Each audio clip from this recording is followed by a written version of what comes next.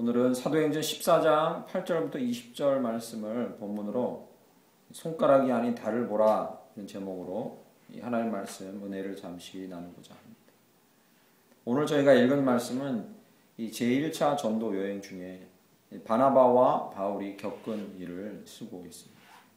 그런데 1차 여행이 여러 가지 도시들을 거쳤고 복음을 증거하지만 그러나 오늘 본문에 나온 이 두 가지 일은 아주 놀라운 일이고 기이한 일에 속합니다.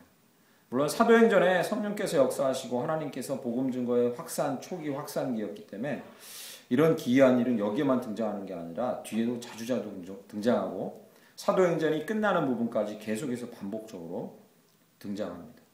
그런데 오늘 본문 말씀을 통해서 이 본문 두 개의 말씀에서 이 단순히 이 기적과 같은 일이 일어나는 것을 저희가 살펴볼 것이 아니라 거기서 멈추는 것이 아니라 이러한 기적이 일어날 때 이것을 우리가 어떻게 받아들여야 하는가에 대해서 잠시 살펴보고자 합니다. 이 두 가지 기적은 8절부터 18절 말씀은 나면서부터 걷지 못하던 안진뱅이가 일어나 걷게 된 사건이고 이것도 보통 일은 아니죠. 두 번째 사건은 19절과 20절에 나오는 짤막한 구절에 등장하는 사건인데 사도 바울이 돌에 맞아서 죽음 직전까지 갔다가 그저 아무렇지도 않은 듯이 일어나 툴툴 털고 걸어갔다. 일어났다는 이 기적 두 가지를 오늘 본문 말씀은 쓰고 있습니다. 매우 특이한 기적이고요. 이것은 일반적인 기적이 아니라는 사실을 저희가 꼭 알아야 합니다. 그런데 성경을 읽으면서 이러한 기적들이 일어날 때 창세기부터 계시록까지 성경을 읽을 때 이러한 기적을 보면서 우리는 늘 갖는 고민이 있습니다. 이것은 과연 이 시대에 어떻게 적용해야 하는가? 이것이 저희가 갖는 고민이죠. 우선은 안타깝게도 이런 기적이 일어나는 장면을 보면은 일반적인 사람들의 생각은 이렇습니다. 거기에 쏠림 현상이 일어나죠. 그래서 그 기적에 대해서 해석하거나 그 기적이 왜 일어났고 무슨 목적을 가지고 일어났는지에 대해서 면밀하게 해석하려고 하지 않고 우선 쏠림 현상이 일어납니다. 그래서 인간이 가진 본성이죠. 희한한 일을 본 거죠. 그 아직까지도 일어나는 일이 뭐냐면 이 캐톨릭 같은 경우 성지라고 추앙받고 꼭 캐톨릭 신자들이 들려야 하는 곳들이 전 세계에 있는데 주로 그곳들은 어떤 곳들이냐면 뭐 성모 마리아의 상에서 빨간 눈물이 흘러야 됩니다. 꼭 들려야 됩니다. 그런데 우선은 그걸 분석하고 해석하지 않고 우선 거기는 신령한 곳이니까 꼭 들려야 되는 거죠. 이게 꼭 캐톨릭에만 있는 건 아닙니다. 개신교 안에도 있죠. 지금 성지를 순례한다고 터키 땅을 돌아다니고 그리고 예루살렘을 돌아다니지만 그것이 무슨 큰 의미가 있겠습니까? 그런데도 불구하고 거기에 무슨 기적이 일어났고 반석에서 물이 나왔기 때문에 거기는 꼭 들려야 되는 거죠. 막연하게 이 쏠림 현상이 있습니다. 그런데 이 쏠림 현상에는 이러한 심리가 작용하는 거죠. 제가 얼마 전에 저희 교회 근처에 있는 이 시설이 좋은 사우나에 갔다가 제가 종종 가는 곳인데 그 근처에 로또 판매점이 있습니다. 로또 판매점이 있는데 거기에 뭐라고 써있냐면 2등 당첨 3번 된 거 뭐 이렇게 써있어요. 그게 진짜인지 가짜인지 모르지만 일단은 그렇게 써놔야 돼요. 왜? 그렇게 써놔야 사람들이 쏠리면 참. 그래서 제가 이 사우나를 하고 나와가지고 과연 2등 당첨 몇 번 이상 된 곳이라고 써있는데 저기 사람들이 저거 보고 갈까 했는데 사람들이 잘 안 다니는 토요일날 이른 아침 시간이었어요. 사람들이 푹 자는 시간이었는데 차를 대놓고 신기해서 궁금해서 잠시 이렇게 창문을 살짝 내리고 봤는데 제가 지켜보고 있던 한 10분 사이에 10명 넘게 들어가더라고요. 아줌마도 추리닝 입고 와서 들어가고 3, 4, 5 남자가 친구들끼리 막 웅성거리면서 들어가고 그게 마감이 토요일날 오후까지인가 봐요. 제가 잘 정확히 모르겠습니다. 요일도 잘 기억이 안 나는데 하여튼 사람이 잘 안 다니는 시간이었어요. 아침에 이런 시간. 근데 3, 4, 5 막 들어가더라고요. 쏠림 현상이죠. 성경에서 이런 이야기를 읽으면 이러한 일어난 일의 이 두 가지의 놀라운 기적이 무슨 의미를 갖고 있고 도대체 하나님이 왜 이러한 이야기를 성경에 써서 오늘날 우리에게 읽게 하실까? 이것을 묵상하게 하고 읽게 하실까라는 것에 고민을 갖지 않고 우선 쏠림 현상이 일어나는 거예요. 이 말씀을 집착하고 이 말씀에 대해서 뭔가 신비하게 여겨서 계속 이 말씀에 집착합니다. 사도행전의 다른 부분, 성경의 다른 부분보다 이 말씀을 좋아해서 쏠림 현상이 일어나는 건 사실입니다. 그러다 보니까 이런 특이한 현상 때문에 신학도 이 해석이 분분하게 됩니다. 대표적인 이러한 본문을 읽을 때 두 가지 해석이 뭐냐면 첫 번째, 현대인 적용할 수 없는 거다. 그 당대의 것이지 지금 현대까지 그러한 기적을 적용할 수가 없다. 좋은 말로 포장하면 그때는 계시가 완성되지 않았다. 즉 성경이 완성되지 않았던 시대라 하나님이 보여주시는 게 많았는데 지금은 하나님의 명백한 계시가 완성됐기 때문에 그런 이적을 기대하는 건 안 들립니다. 강력하게 거부하는 쪽이 하나 있고 또 하나는요. 강력하게 추구하는 성경적인 해석이 있습니다. 성경 해석이 있습니다. 뭐요? 이거 봐라. 이게 하나님이 행하신 일인데 이게 시대를 탈 일이냐 이게. 하나님 분명히 행하신 일인데 이게 시대가 달라졌다고 이게 안 일어나는 일이냐. 반드시 일어난다. 지금도 꼭 일어나니까 반드시 이런 일을 구해야 된다. 이렇게. 그것을 문자 그대로 꼭 일어나니까 지금도 반드시 구해야 된다고 얘기합니다. 양극단으로 해석이 갈라집니다. 그래서 저희가 특별히 오늘 같은 본문 말씀을 읽을 때 저희가 수요일날 이 사도행전을 대하는 우리의 이 주제가 뭡니까? 복음을 자유케 하라. 그죠? 우리가 복음을 증거해라. 그러면 이 기적을 우리가 묵상하면서 우리는 본능적으로 어디에다 초점을 맞춰야 되냐면 이 기적이 복음 증거와 무슨 상관이 있는가? 이 기적이 예수 그리스도의 이름을 드러내는 것과 과연 무슨 상관이 있는가를 가지고 이 기적을 바라봐야 합니다. 그리고 오늘날에 적용해야 되는 거죠. 이것을 주례라고 하죠. 이것이 예수 그리스도를 드러내고 하나님의 사랑을 드러내고 언약을 드러내고 복음을 증거하는 이것을 드러내는 것과 무슨 상관이 있는가? 사건 전개를 우선 면밀하게 좀 살펴보겠습니다. 첫 번째 사건은 바나바와 바울이 루스드라라는 동네에 들어가서 행한 일입니다. 나서부터 안진뱅이였던 사람을 일어나라고 해서 벌떡 일으킨 사건이죠. 엄청난 사건입니다. 여러분 이 사건을 읽으시면 예루살렘에서 베드로가 행했던 일을 기억하실 겁니다. 그죠?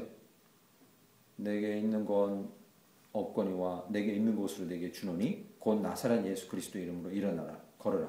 그는 걸었네 뛰었네 찬양했네. 우리 어릴 때 많이 불렀잖아요. 그죠? 하도 유명한 이 베드로가 예루살렘에서 안진뱅이 일으킨 사건은 하도 유명해서 아는데 이 사건은 그 사건과 병행해서 일부러 쓰고 있는 사건입니다. 왜 병행해 놨을까라는 거죠. 차이점을 면밀히 신학자들이 분석하지만 그러나 다른 것들은 별반 큰 차이점이 없습니다. 심지어 어떤 신학자들은 9절과 같이 구원받을 만한 믿음이 그에게 있었다는 것을 바울이 지켜보고 기적을 행했는데 베드로에게는 그런 구절이 없다는 거죠. 예루살렘에. 그런 차이를 드러내기도 하고요. 그리고 베드로는 그때 안진뱅이를 손을 잡고 일으켰다 하잖아요. 그죠? 손을 잡고 이렇게 세웠어요. 근데 여기는 뭐라 합니까? 큰 소리로 네 발로 걸어서 일어나라! 이렇게 얘기한 거죠. 손을 안 잡았어요. 그 안진뱅이에게 믿음 있는 걸 보고 바울은 그냥 큰 소리로 일어나라! 네 발로! 이렇게 얘기해요. 이런 차이가 있다. 그런데 이런 차이를 비교해봐야 별반 특별한 해석은 나타나지 않아요. 신학자는. 그런데 하나 오늘 본문 말씀의 이 사건이 베드로가 안진뱅이를 일으킨 사건과는 분명한 차이가 나는 차이점이 하나 있습니다. 그것은 바로 주변에 있는 사람들의 반응이었다. 베드로가 안진뱅이를 일으켰을 때에 비해서 이 루스드라의 사람들이 이 기적이 일어난 것을 보고 하는 반응이 베드로 사건과는 큰 차이가 납니다. 오늘 9절 말씀 보시면 바울이 말하는 것을 듣거늘 바울이 주목하여 구원받을 만한 믿음이 그에게 있는 것을 보고 큰 소리 이르되 내 발로 바로 일어서라 하니 그 사람이 일어나 걷는지라 하고 11절에 그들의 반응입니다. 무리가 바울이 한 일을 보고 루가오니아 방언으로 소리질러 이르되 신들이 사람의 형상으로 우리 가운데 내려오셨다 하여 이렇게. 이제 여기서부터 베드로가 행한 기적과는 좀 차이가 납니다. 그들이 루가오니아 즉 자기들이 옛날에 쓰던 방언으로 방언을 하면서 소리 지르고 즉 이 말은요 이렇게 얘기하면 됩니다. 그냥 쉽게 풀어서 꼭 맞는 얘기는 아니지만 비유컨대 평소에 점잖하게 경상도에서나 전라도에서 서울에 올라온 사람들이 표준말을 쓰다가 너무나 놀라운 충격을 받아서 사투리가 갑자기 나오면서 막 경악하면서 자기 방언을 쓰면서 그러면서 소리 지르되 신들이 사람의 형상으로 우리 가운데 내려오셨다 하여 바나바는 제우스라고 바울은 그 중에 말하는 자이므로 헤르메스라 하면서 신당에다가 사람들을 모으고 제사장이 소와 화환을 들고 대문 앞에 와서 그들 두 사람에게 제사하려고 합니다. 이런 반응을 보입니다. 에이 목사님, 베드로한테도 비슷한 반응을 보였어요. 베드로도 붙잡아서 데리고 가서 그 사람들한테 뭐 되게 막 축혀 올려 세웠어요. 이 정도는 아니었습니다. 그 사람들 앞에 가서 소를 데리고 가서 제사할 정도가 아니었습니다. 그들을 대놓고 신이라고 부르고 이럴 정도는 아니었습니다. 그래도 베드로 때도 그랬는데 뭐 큰 차이가 있습니까? 그렇지 않습니다. 루스드라라는 동네에는 그리스 신화와 같은 신화가 오래전부터 사실이라고 루스드라 동네 모든 사람들이 믿고 있는 신화가 이렇게 전해져 내려오는 게 있었습니다. 모든 사람들이 믿고 있었어요. 뭐냐면 예전에 여기 나오는 제우스와 헤르메스. 제우스와 헤르메스는 이 그리스적인 표현이고 로마적인 표현은 뭐냐면 주피터와 머큐리입니다. 제우스 신은 주피터고 헤르메스는 머큐리라는 신인데 이 예전에 주피터와 머큐리가 그 동네에 사람의 모습을 하고 왔답니다. 그게 실제로 존재하는 신화예요. 그 동네 사람들한테. 근데 루스드라라는 동네에 이 제우스와 헤르메스 즉 주피터와 머큐리가 왔는데 그 동네에 허름하게 사람 형상으로 온 이 두 사람을 아무도 영접하지 않았대요. 문전박대했던 거죠. 근데 이 제우스와 헤르메스 사람 형상으로 온 이 두 사람을 반갑게 맞아들인 노 부부가 딱 한 가정입니다. 시골에 사는 노 부부가 이 두 사람을 반갑게 맞아서 가난한 살림에 모든 걸 다 털어서 이 두 신을 맞아들여서 두 사람을 맞아들이고 대접했대요. 그런데 마침 공교롭게도 그 사건이 있던 시점에 이 루스드라에는 엄청난 홍수가 나서 거의 마을 전체가 물에 잠겨서 많은 사람이 죽는 사건이 일어났다. 그래서 이 마을 사람들은 어떻게 인식했냐면 이 두 신이 사람 형상을 하고 왔는데 이 두 신을 정중하게 모시지 않아서 마을이 진노를 샀다라는 이 신화가 사실로 여겨져서 내려오고 있었어요. 생각해 보세요. 그러니까 이 바울과 바나바가 와서 안진뱅이를 딱 일으키는 순간에 루스드라 사람들한테 어떤 생각이 들었겠습니까? 우리가 대접을 소홀히 했던 그 제우스와 주피터가 지금 드디어 나타난다는 거죠. 아니, 제우스와 주피터와 머큐리 두 신이 지금 우리 눈앞에 나타났다는 거예요. 사람 형상을 하고. 루스드라 사람들이 바나바와 바울을 향해 보인 반응은 당연한 거였습니다. 대단히 강력한 거였어요. 막 경악하고 놀란 거지. 우리가 신화에서 듣던 바로 그 신이 사람 형상하고 지금 왔다고 너무 놀란 거예요. 그러니까 그 사람들이 루가오니아 방언을 하면서 바울과 바나바를 데리고 신전으로 가고 그 앞에서 제사를 드리려고. 그 자리에서 바울과 바나바는 신행세를 해도 바로 통할 상황이었어요. 루스드라 사람들이 그런 신화를 갖고 있었는데 직접 나타났으니까 신행세를 해도 그냥 받아들여질 상황이었어요. 에이, 그래도 영적으로 훈련받은 바울과 바나바인데 그런 유혹이 있었겠어요? 누가 자신할 수 있습니까? 누가 자기를 신처럼 떠받드는데 그 유혹을 뿌리칠 자신을 누가 할 수 있겠습니까? 그런 자신은 누구도 그런 자신 있는 대답을 할 수는 없어요. 왜? 심지어 다윗도 그렇게 젊은 시절에 왕으로서 기름 부음 받고 그렇게 왕이 되기 전까지 20년 가까이를 혹독한 훈련을 받고 영적인 훈련을 받았는데도 그가 왕이 된 이후에 자기 나라가 번성하고 엄청나게 군대들이 많아지니까 나중에 말년에 그렇게 갈고 닦여지고 훈련을 받은 그 다윗이 마지막에 말년에 한 일이 뭡니까? 자기가 얼마나 자기 나라를 잘 다스렸는지 영토와 인구를 조사하잖아요. 자기 장군에게 시켜서 내 나라가 얼마나 나로 인해서 번성했는지 그것을 조사해보라. 누가 장담할 수 있겠습니까? 바울과 바나바 같은 이 상황에서 누가 장담할 수 있겠어요? 자기들을 신처럼 떠받듭니다. 뿐만 아닙니다. 히스기야라는 왕도 자기가 죽을 병 걸렸다가 하나님 앞에 기도해서 살아난 왕이에요. 하나님의 그 놀라우신 체험, 하나님의 능력만이 자기를 살릴 수 있다는 체험을 한 왕인데도 불구하고 살아난 다음에 어떻게 했어요? 이방 주변에 이방 친교를 맺고 있는 왕들이 왔을 때 자기 나라가 얼마나 대단한지, 자기가 얼마나 나라를 잘 간수하고 있는지 왕궁을 열어서 성전을 열어 보여주잖아요. 자랑하잖아요. 누가 장담할 수 있겠습니까? 장담할 수 없습니다. 누가 장담할 수 있습니까? 이 땅에 대한민국의 교회들이 번영하고 나니까 사람들은 스타 목사들에 집중하고 큰 교회들이 집중합니다. 그러면서 우리나라에는 전 세계에서 가장 큰 교회가 있습니다. 그게 자랑이 됐고, 우리나라에는 전 세계를 호령하고 전 세계에 영향을 미치는 목사들이 있습니다. 그걸 자랑합니다.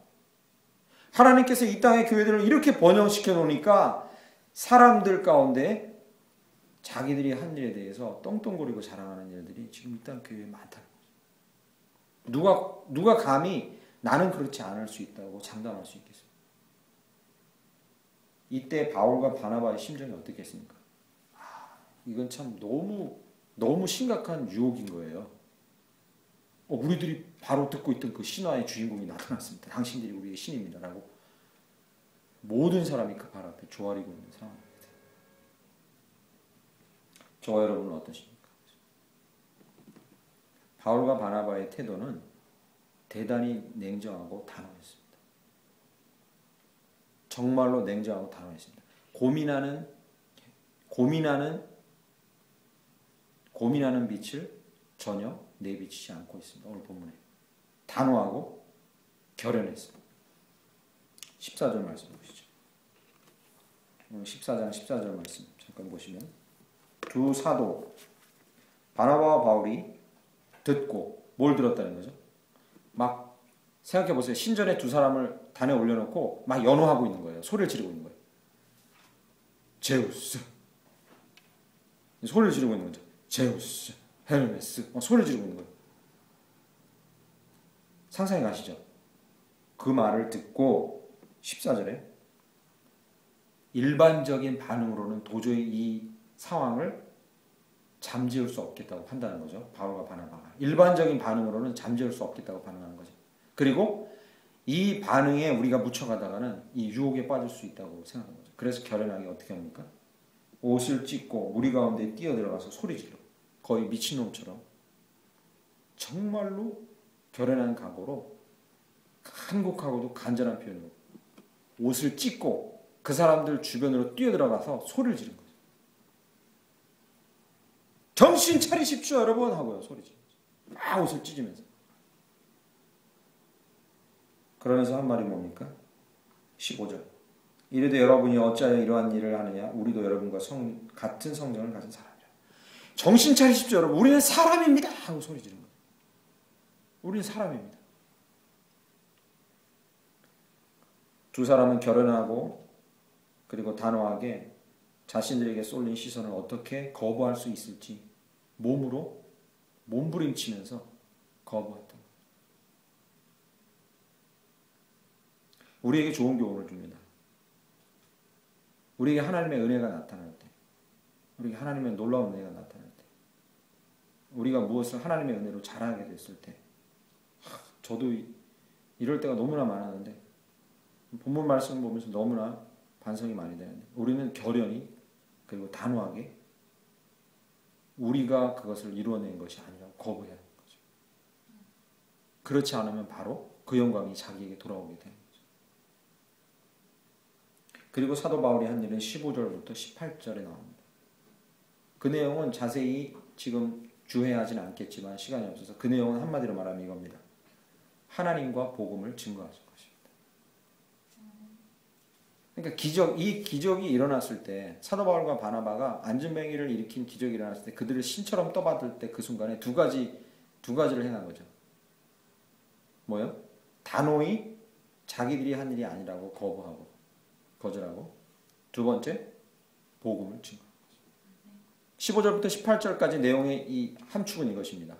너희들이 이제까지 세상에 존재하는 많은 신들을 섬겨왔으나 이 하나님처럼 위대한 신은 없다.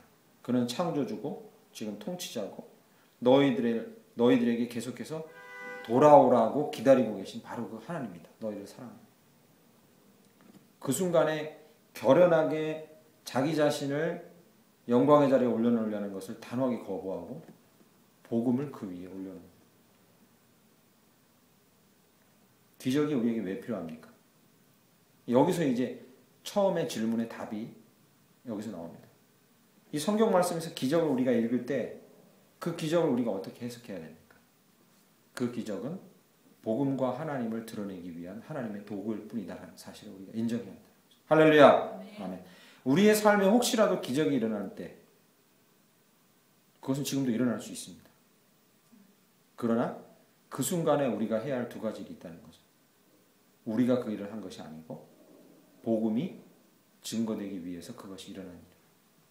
그것은 명백하고 단호하게 우리 입으로 말할 수 있어야 한다는 거죠.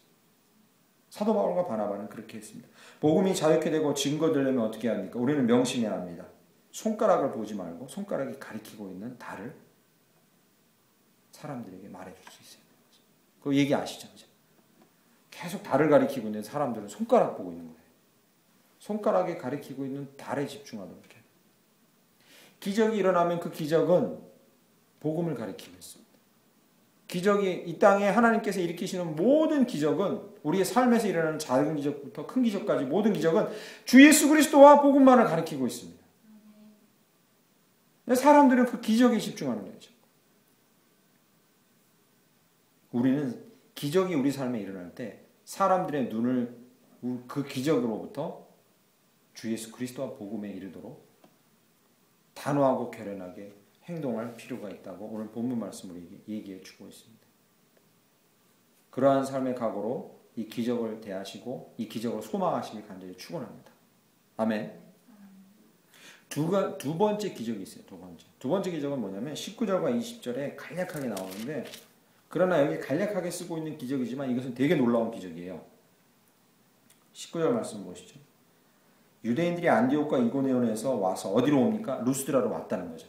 지금 이런 기적이 일어나는 현장에 온 거예요. 와서 무리를 충동하니 그들이 돌로 바울을 쳐서 죽은 줄로 알고 시외로 끌어내치니라 얘기합니다. 주변에 있는 동네에서 유대인들이 사람들을 선동해서 와서 거기 있는 사람들을 충동해서 저들 가짜다. 저들 믿지 마라. 악한 일을 저지르고 사람 선동한다고 하니까 얼마 전까지 신이라고 제사 드리려고 했던 사람들이 돌로 쳐요. 믿을 게 못 되죠, 사람들. 돌로 치는데 19절 그들이 돌로 바울을 쳐서 죽은 줄로 알고 시위로 끌어내치니라. 그죠? 아까 8절에서 이 18절까지의 말씀이 베드로가 예루살렘에서 안진병을 일으킨 사건과 병행 사건이라면 오늘 본문 말씀 19절과 20절은 스데반이 돌에 맞아 죽은 사건과 병행 사건입니다. 그 사건과 같이 읽어야 되는 거예요. 여러분 아시죠? 여기서 바울이 돌에 맞아서 죽은 줄로 알고라고 쓰는데 이 돌이요. 한 이만한 돌이 복부에 한 대 맞고 머리에 한 대 맞아서 피가 좀 나갔고 쓰러졌구나. 이 정도가 아니에요. 이 본문은 스데반이 돌에 맞아 죽은 사건 아시죠? 복음 증거하다가. 그렇게 맞았다는 거예요. 그 충격이 얼마나 컸으면 사도 바울은 고린도후서 4장 9절에서 이렇게 얘기해요. 거꾸러뜨림을 당하여도 나는 망하지 아니했다. 고린도후서에서 고백하는 거예요. 나중에 시간이 지나고. 이 말이 뭐냐면요. 이 고린도후서 4장 9절을 이 현대어의 번역으로 다시 해보면 우리는 때로 눕혀질 수는 있어도 결코 넉아웃 되지는 않았다. 돌에 맞아가지고 내가 완전히 뻗어서 죽게 됐지만 나는 넉아웃 거기서 죽지는 않았다. 그리고 고린도후서 11장 25절에도 사도 바울이 이때의 충격이 얼마나 컸으면 그때 고통과 충격이 얼마나 컸으면 고린도후서 11장 25절에 이렇게 얘기합니다. 내가 고통을 당할 때 40의 하나 가만매를 몇 번 맞고 막 이런 얘기 한 거 있죠. 내가 고통당한 거 얘기하면 정말 많아 하면서 사도 바울이 밝히는 그 얘기가 있어요. 그게 고린도후서 11장에 나오는데 그때 이 얘기를 꺼내요. 돌에도 맞아 죽기 직전까지 갔고. 사도 바울이 대단히 큰 충격이었어요. 그냥 몇 대 맞아가지고 힘이 빠진 게 아니라 죽은 거랑 거만 다름없어서 사람들이 끌어서 성 밖으로 내버렸어요. 20절에 보시면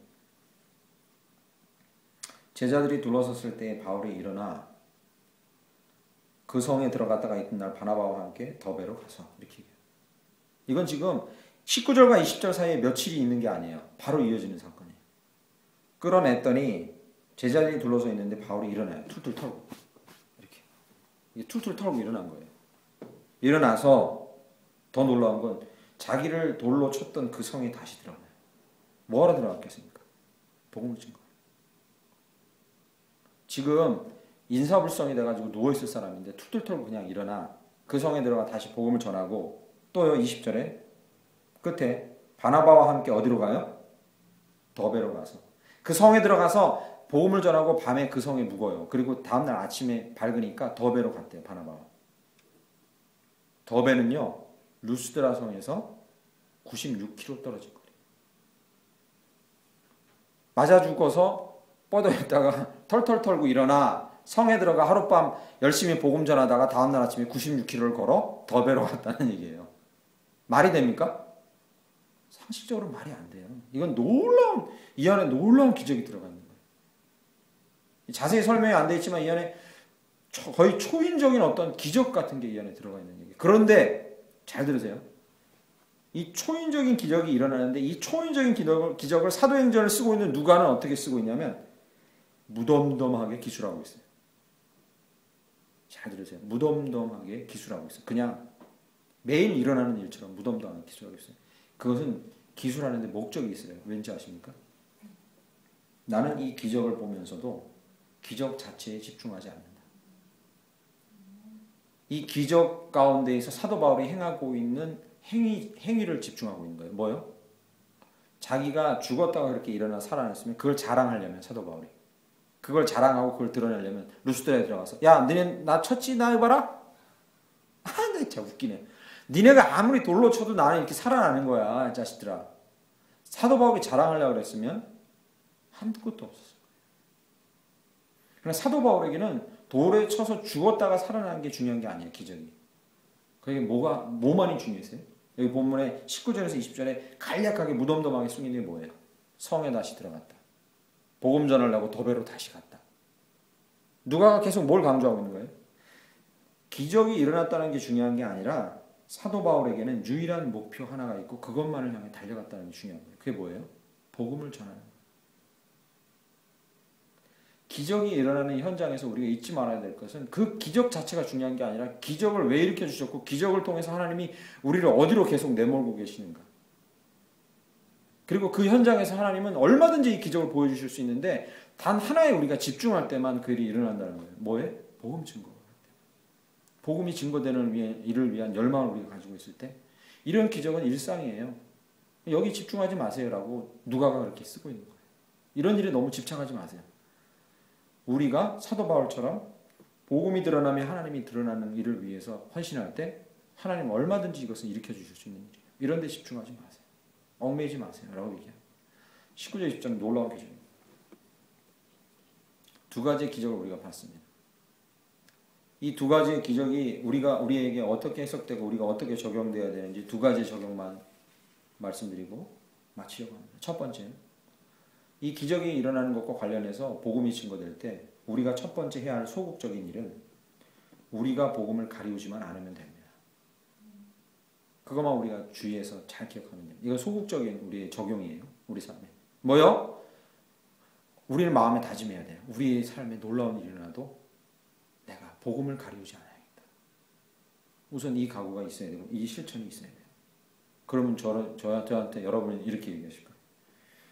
뭐 가릴 만한 뛰어난 게 나한테 있었어야죠. 내 인생에 그런 게 일어난 적이 없어요. 내 인생에 뭐 사도 바울처럼 간진뱅이를 이렇게 세웠거나 죽었다가 살아난 대단한 게 있어야 뭐 복음을 내가 가리죠. 내 인생에는 뭐 대단한 별발한 게 일어난 게 없어요. 뭘 가려요, 복음이. 복음을 뭘 가려요, 내가. 그렇게 말할지도 모릅니다. 그러나 그건 대단한 오해입니다. 하나님으로 인해서 이곳까지 오게 하시고 지금까지 살게 하신 걸 하나님으로 인해 이곳까지 오게 하시고 내가 이곳까지 여기까지 살고 있다는 사실을 감사하지 않으면 그건 우리가 복음을 가린 거예요. 믿으십니까? 이곳까지 지금 내가 걸어오게 하고 이렇게까지 내가 살게 한 게 하나님의 은혜라고 우리가 사람들한테 얘기하지 않으면 그건 곧 복음을 가리는 거예요. 왜? 그렇게 얘기하지 않는 데에는 우리의 마음에 그러한 생각이 있고 우리 입으로 그런 얘기를 하고 있는 거죠. 뭐요?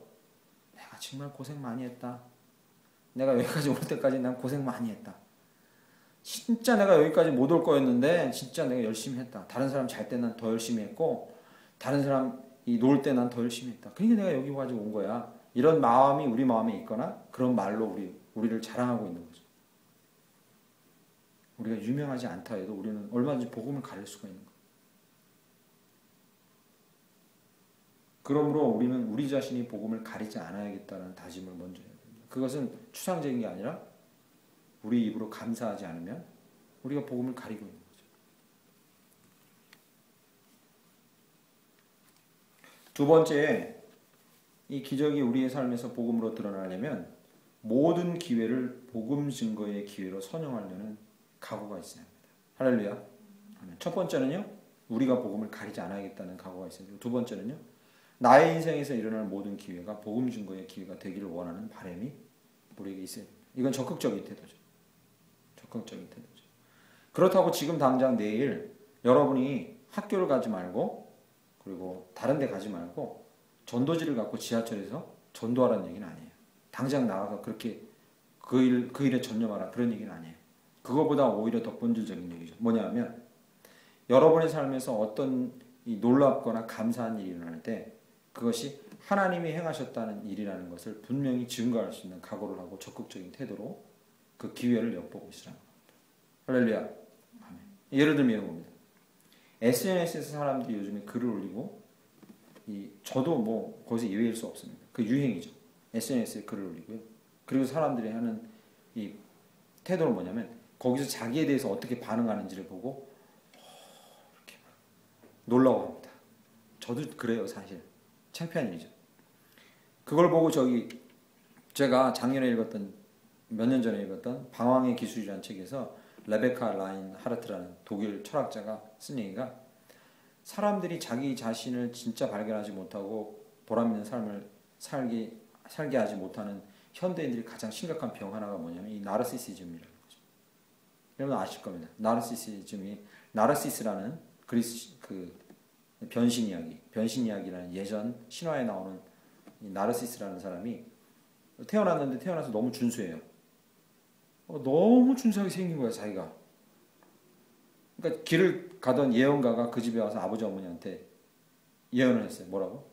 얘는 평생 정말 사람들은 사랑받고 살 건데 딱 한 가지만 하지 않으면 죽지 않을 거라는 거예요. 뭐요? 자기 자신을 보게 하면 안 된다는 거예요. 자기 자신을 보는 순간 얘는 죽을 거라는 거예요. 그 말이 뭔 말인지 몰랐죠. 근데 이 나르시스가 커가면서 정말 사람들한테 사랑을 많이 받고 살다가 우연히 숲에 들어갔다가 당신 거울이 없었어요. 자기 자신을 볼 방법이 없는 거죠. 그러니까 잘 살고 있었어요. 지금 같으면 금방 죽었을 텐데. 거울이 없었으니까 이 잔잔한 호수, 물결이 없는 호수에 가서 자기 얼굴을 보게 된 거예요. 반한 거죠. 그리고 식음을 전폐하고 그 자기가 아닌 자기죠. 자기의 그 환영일 뿐이잖아요. 비치는 모습일 뿐이잖아요. 거기에 반해가지고 너무 준수한 그 얼굴에 반해가지고 식음을 전폐하고 어떻게 그 사람과 교제 나눌 수 있을까? 그 사람을 만져볼 수 있을까? 식음을 전폐하고 있다가 땅 속에 들어가서 수선화가 됐다는 거잖아요.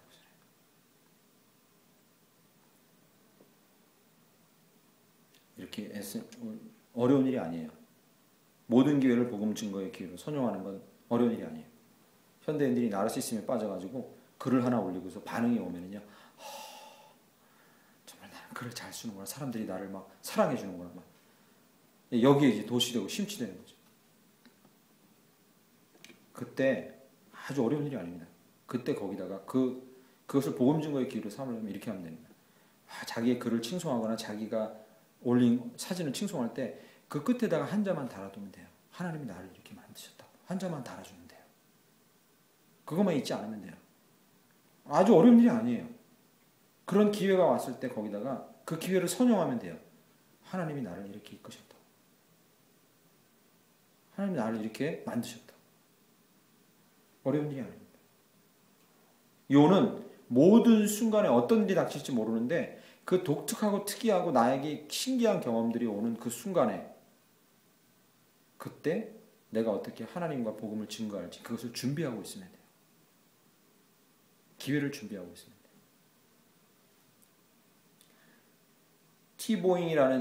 티보잉이라는 용어가 한 3년 전쯤에 미국에 선풍적인 인기를 끌었고 그 사람이 책을 냈고 아직도 그 사람은 현직 선수로 뛰고 있어요. 팀 티보우라는 사람이 이 대학에서 미식축구 선수로 있을 때 너무 유명한 쿼터백이었습니다. 쿼터백이 뭐냐면 마지막에 미식축구 공을 갖고 끝까지 달려가서 터치다운을 하거나 하는 사람이에요. 마지막 주자죠. 되게 중요한 주자. 너무 탁월한 실력을 갖고 있어서 대학 다닐 때 막 유명해져서 TV에 자주 나오니까 이 사람이 요 눈 밑에다 검은 글씨로 3, 16을 쓰고 다녔어요. 사람들이 궁금했죠. 3, 16이 뭐냐 했더니 요한복음 3장 16절이니까 하나님이 세상을 이처럼 사랑하사 독생자를 주셨어요. 요 3이랑 16을 쓰고 다닌 거예요. 근데 이 사람의 문제는 프로 선수가 됐는데 프로 선수가 됐을 땐 공공연하게 경기장에서 일정 종교를 광고하면 안 돼요. 그러니까 이걸 지울 수밖에 없었던 거예요. 그러니까 이 사람이 하는 행동이 뭐냐면 터치다운, 쿼터백이 갖고 터치다운을 한 이후에 한 행동이 땅에 앉아서 한 왼쪽 무릎만 바닥에 대고 오른쪽 무릎을 세우고 생각하는 고댕 있죠. 생각하는 고댕. 로댕이야, 로댕. 고댕이 아니고 로댕처럼. 왼쪽 무릎을 땅에 대고 오른쪽 무릎을 세운 다음에 여기다가 팔을 대고 이렇게 생각하는 사람처럼 로댕처럼 포즈를 취했어요. 그게 무슨 의미냐고 사람들이 묻자 그 사람이 얘기한 거예요. 기도하는 겁니다. 이렇게 기도하면 안 된다 그러면 또 미국에서는 이렇게 기도하면 안 되니까 로댕처럼 이렇게. 그 다음부터 한 2해 동안, 2년 동안 그 포즈가 그 사람 이름을 따서 티보잉이라는 일반 명사가 되어버렸어요. 그러니까 미국에 있는 전역의 사람들이 흉내내는 거예요. 이렇게. 너 뭐하냐? 그럼 난 티보잉 하고 있다 지금. 뭐하냐? 기도하고 있다. 그게 아주 선풍적인 인기를 끌었어요. 근데 이 사람은 필리핀 선교사를 자녀예요. 아버지 어머니가 필리핀 선교사예요. 그리고 그 밑에서 자랐는데 이 사람이 갖고 있었던 하나의 꿈이 뭐였냐면 이거였어요. 내가 미식축구를 하는데 미식축구를 할 때 그 순간이 올 때, 즉 언젠간 내가 미식축구를 하면서 사람들에게 눈에 띌 때, 그 순간이 올 때 내가 어떻게 해야 될지를 마음속으로 곰곰이 준비하고 있었다. 그리고 3장 16절을 쓰기 시작했는데 그게 안 되니까 또 고민한 거예요. 내가 프로에 가서도 엄청난 실력을 발휘하면서 팀을 막 미국 그 전체 지부 우승 자리까지 막 근처까지 가게 하거든요.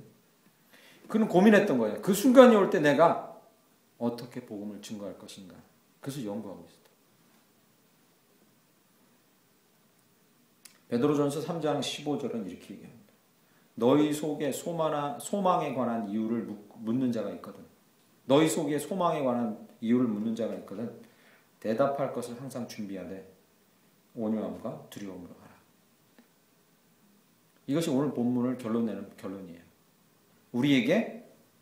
우리의 소망에 관한 이유를 묻는 자가 있을 겁니다. 왜? 우리의 삶이 기적과 같은 삶이 보여질 때. 이것은 뭐 죽은 자가 살아나는 그런 기적뿐만 아니라 쟤는 저런 상황에선 저렇게 행동할 게 아닌데 이상하게 쟤는 다르다라고 할 때. 그게 기적이죠.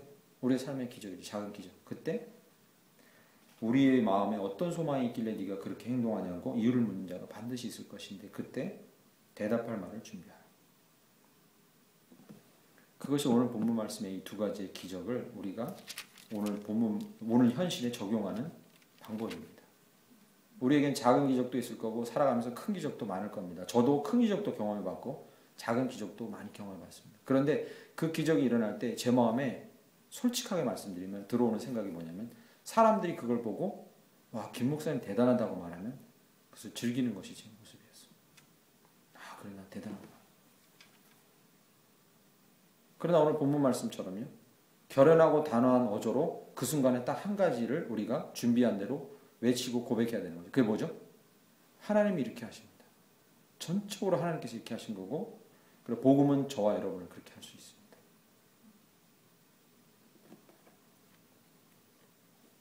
그러한 은혜가 있기를 간절히 축원합니다. 아멘. 우리가 지금 고민하고 그리고 어렵고 힘들고 애쓰고 몸부림치면서 미흡해서 잘 안 되는 것 같으면서도 뭔가를 준비해 나가고 있습니다. 교회가 개척되고 막 이렇게 진행되는 거예요. 이 우여곡절을 겪고 실수도 하고 잘 방향도 못 잡고 하기도 하고 힘들어합니다. 그런데 이 기간이 우리에게는 준비하는 기간이에요. 뭘 준비요? 우리에게 언젠가 기적이 일어나고 하나님이 놀라운 기적들을 주시고 작건 크건 그렇게 할 때 소망에 관한 이유를 묻는 자들에게 우리가 무엇을 대답할지 준비하는 기간입니다. 우리의 뼛속 깊이 그 진리가 스며들어서 누가 물어보더라도 우리가 그렇게 말할 수 있는 준비 기간인 거죠. 뭐라고요? 이건 다 하나님이 하신 겁니다. 베드로는 그 준비가 안 됐기 때문에 꼬마 여자아이 앞에서 이렇게 고백한 거예요. 베드로도 사악한 마음이 있어서 그런 게 아니에요. 준비가 안 됐어요. 어떤 준비? 난 죽어도 좋습니다. 그래요. 그는 나의 스승이에요. 나는 그의 밑에서 배웠고 그에게 그가 행한 놀라운 기적들을 봤어요. 나는 그를 배신할 수 없어요. 라는 마음의 준비가 되어 있지 않았던 거예요. 그래서 예수를 모르는 자라고 부인했죠. 3번이나. 그러니까 너무 사악했기 때문이 아니에요. 준비가 되어 있지 않았던 거죠. 우리는 준비가 되어 있어야 합니다. 지금이 바로 준비하는 기간입니다. 이 설교를 듣고 있는 모든 분들도 준비하는 기간입니다. 한국교회가 지금 다시 그런 준비를 해야 합니다. 너무나 많이 자아도취에 빠지고 승리에 빠져서 번영에 빠져서 그러고 있을 때가 아닙니다. 이제 다시 겸손한 자세로 사람들이 교회를 향해 묻거든 이렇게 대답해야 합니다. 하나님께서 그나마 우리 나라와 이 교회를 이렇게 번영하게 해주셨고 은혜 가운데 붙들어 주셨다. 당신들도 복음을 붙들지 않으면 영벌이 있고 그리고 소망이 없다. 우리와 같이 이렇게 복음을 붙들라고 그러한 나라와 우리 교회와 우리 개인들 되기를 간절히 축원합니다.